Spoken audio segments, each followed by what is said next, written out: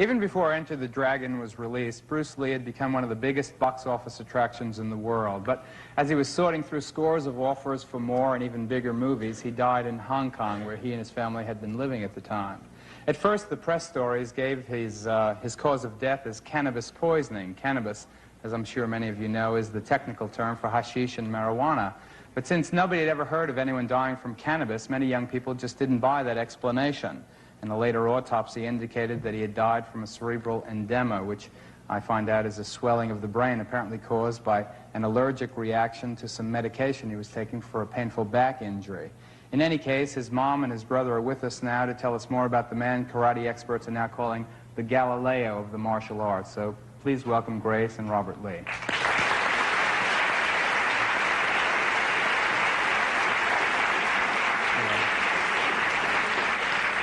I know that Bruce was born in the United States, but where was he raised? Where did he grow up? He was raised in Hong Kong. Is that where he learned the martial arts, Kung Fu? When he was 13 years old. How did he get started in the martial arts? He started with Yip Man, a Chinese instructor. Why, though? Robert, maybe you can answer. Why did Bruce get into Kung Fu and the martial arts? Well, Bruce kind of grew up as a violent kid, and he was always involved in fights and things like that. And one day, he and his buddy was in a restaurant eating, and after the meal, they came out, and they were surrounded by a rival gang somehow. So they got into a fight, and luckily at that point in time, we had a driver at home that drive them to school and things like that.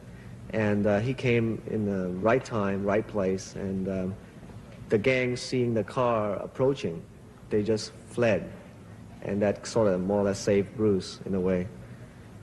So after that, Bruce decided that he should protect himself in a better way, any way he can, really. So he talked to his friends, and at that point in time, Wing Chun was the in thing. Wing Chun is a system of martial arts, Chinese Kung Fu, that believed in economy, straight punches and things like that.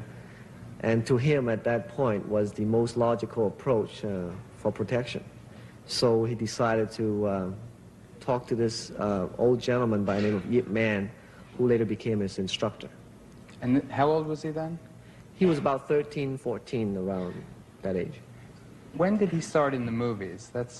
When he was 6 years old. Just 6 years old? Yeah, he started. He was making movies in Hong Kong? In Hong Kong, yeah. But obviously they weren't these kind of kung fu movies because he didn't learn until he was 13. So what kind of movies were they? He used to play like a rascal. Like the Little Rascals, the American Little Rascals? I know he was Kato in the old Green Hornet? Green Hornet series on American TV. How do you feel about the fact, Robert, that he kind of eliminated the old Oriental Asian stereotype in American movies and TV, you know, the Charlie Chan, Fu Manchu, insidious kind of weak person who is always doing evil things? You know? I'm glad you asked that question because all along in his life, Bruce was, had been watching the tube and films and things and seeing the Chinese stereotype that you were talking about. And he said, if I ever have the chance to go up on this film like that or stage, I would never portray something like that. He said that's really a disgrace to the Chinese culture. And he said, Lord help me, let me bring the Chinese, in equality with all the other races. And I'm glad that he did that. Why do you think he was so successful? Why do you think that he managed so, well, dramatically and eloquently to portray Chinese people as something other than they had been portrayed, particularly by, American filmmakers in the past? Why? Why did he make it so big? Okay, my dad, I don't know if you know about this, he was involved in Cantonese opera for a long time, at least 40 years, and he was one of the best in China, so you can say that Bruce grew up in a show business family. And that's one aspect. The other one is that he has really a dynamic personality, and he can really project that personality in front of the screen or in front of people. And the third thing is that he is very sincere in what he's doing, and that really is the most important aspect as far as I can see. Sometimes when you talk about Bruce, you use the present tense. I still do. I always will. Why? Because, I don't know, it's something that is in all of us that know him or see him through the film. I don't know, I feel his presence all the time with me. When I'm maybe playing my guitar or singing or walking down the street, whatever. He's always with me. And I guess it goes true with everybody that knows him. Mrs. Lee, why do you think that people identified so closely with your son? He's a very nice person, my son. You know, he always helped people, you know, that needed him, you know, and he's kind of when somebody wants to, you know, like Robert, my son, you know, his brother, if anybody tried to bully him or anything like that, you know, you can never do anything to, you know, our family. He always protects. He's a very nice son. He was married himself, wasn't he? Yes, in the United States, in Seattle. Did he have any kids? Yes, he has two. A son named Brandon and the daughter Shannon. Is the son a martial artist? Oh yes, he can kick an inch board when he's 5 years old. Really? He could Yes. shatter an Yeah, inch? he would. Bruce would hold it like that, you know, and he'd say, Yeah. "Come on, Brandon, do something," you know. So Brandon will, "Okay, Daddy," and Bruce said, "Come on, Yeah. do it with the killing instinct." And, you know, he would just run right to the sideboard. I mean, to the board and kick it with a side kick and just break it. I don't want to ask a hurtful question now, but are you satisfied with the official reasons given for your brother's death, Robert? Yes and no. I have seen the autopsy report, and officially he really did die of a, you know, edema of the brain, which you just stated. But knowing Hong Kong myself with so many different people, all kinds of weird people, and especially Bruce's friends, you know, some of them, it's just like a mystery to me too, in a way. Why did he assume such mythical proportions in life and even more so after death? Well, what he did on screen is something that was new and is new and nobody has yet done before.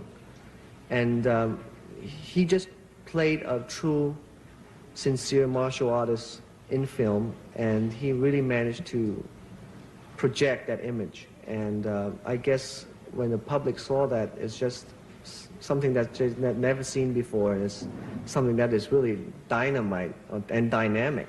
And I believe in myself, even though I'm his brother. You know, best of luck to you both. Thank you for coming on. You know, we'll talk a little bit more about your brother with some of the great masters, two champions who will be demonstrating the violent art form that Bruce Lee perfected. That comes right after this, and thank you both again.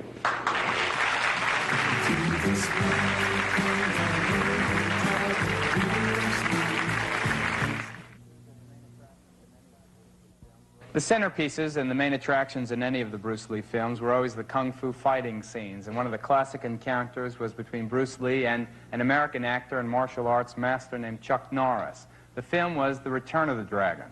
Take a look at it.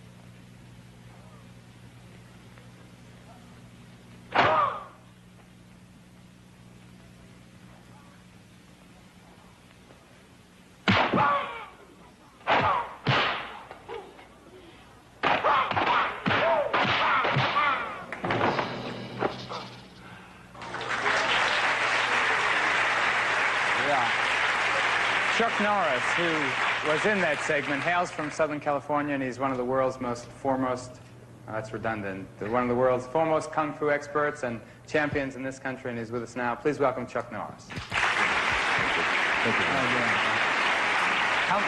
How long did it take you to film that segment? We took 5 days on that film there. You know, Bruce, he called me from Hong Kong and said he wanted to do a film where it would be, do a fight scene that would be classic. And so we did a lot of study and did a lot of research to work this film out, the fight scene out, very, thorough. What was it like working with him? You know, I met Bruce 9 years ago in New York City when I was fighting professionally, and I was fighting for the world title. And he was, when he was on the Green Hornet series. Right. And I met him here in New York, in fact. And after the fight, after I won, we went to the Americana Hotel where he and I both were staying. As we went up the elevator, we started talking about our philosophies and our techniques. As we got to the 7th floor, which is the one he was staying on, I was staying on the 9th, we were still talking, so we stepped out into the hallway, and we started talking. This like 11 o'clock at night, and we worked out till 7 o'clock the next morning. And it seemed like it was an hour had gone by. This guy had so much knowledge, so much technique, that it was just a fascinating night. And then, since we were both from Los Angeles, I told him, well, when we get back, let's work out. So we did, and then he left soon after for Hong Kong. And then afterwards, when Bruce and I did the scene in Rome, after it was over, we were talking, and we were looking in the arena, and he said, I wonder what it would have been like 1,500 years ago, to be doing this for real, like the gladiators in the arena. Because that was the concept of the story, was to see two gladiators combating in modern days. And so he said, it would be interesting to see what it had been 1,500 years ago. He says, we might have had to fight each other for real then. I said, well, I don't know, And he says, well, you might have been able to beat me, for real. I said, well, we'll never know, will we? So. Can I ask you a personal question? Sure. Were you ever a 90-pound weakling? I mean, is that why you get into this? Well, yeah, I was small. It's the same old story. You say, well, he stays a 9-pound weakling. But I wasn't really an athlete in school. And I really didn't get involved in any real sports. I tried it, like American sports, if you're not really athletically inclined, you don't get a chance to play. Right. And what I like about the martial arts is the fact whether you are athletically inclined or not, you can still participate and you can be as good as you want to be. And like when I started, I tell people this, because I don't have the hang-ups anymore I did then, is that I was not an athlete, but I had a strong desire to excel in the martial arts. And through my desire and my determination, I was a world champion for 6 years. And so I say, if I can do it, anyone can do it if you have that determination.